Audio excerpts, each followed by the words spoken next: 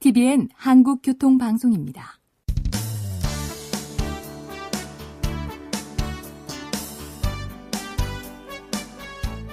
한문철 변호사의 교통사고 솔루션.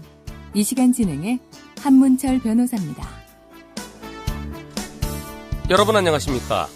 교차로는 신호등 있는 교차로가 있고 신호등 없는 교차로가 있습니다. 신호등 있는 교차로는 신호에 따라 진행하면 되고요. 신호를 어기면은 신호위반이 되죠. 잘 달리고 있었습니다. 저 앞에 신호등이 직좌 동시 신호예요. 정상적으로 시속 60 정도로 달리고 있었습니다. 교차를 중간 정도 빠져나가는데 갑자기 꽝! 나중에 봤더니 오른쪽에서 어떤 차가 쏜살같이 달려와서 불박차를 들이받은 겁니다. 상대편의 신호위반이 명백하죠. 그런데 신호위반이 아니래요. 어떻게 된 걸까요? 상대편 우회전도 아니에요. 우회전은 빨간불에 할 수 있죠.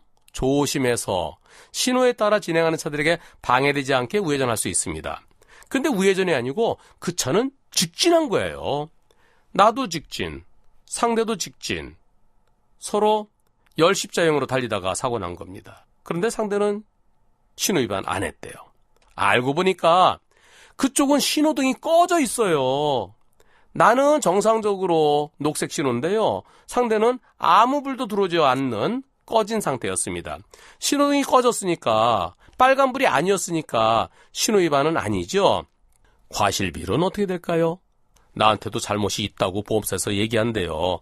원래 50대 50에서 해야 되는데 당신은 녹색불을 보고 갔으니까 한 70대 30 정도로 합시다.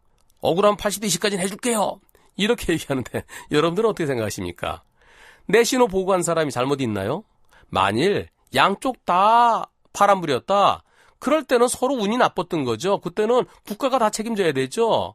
하지만 신호를 보고 달린 차는 잘못이 전혀 없습니다. 그럼 신호등이 꺼진 곳, 그곳은 무슨 잘못이 있을까요? 잘못이 있지요. 왜냐하면 신호등이 꺼졌으면 신호등 없는 교차로죠.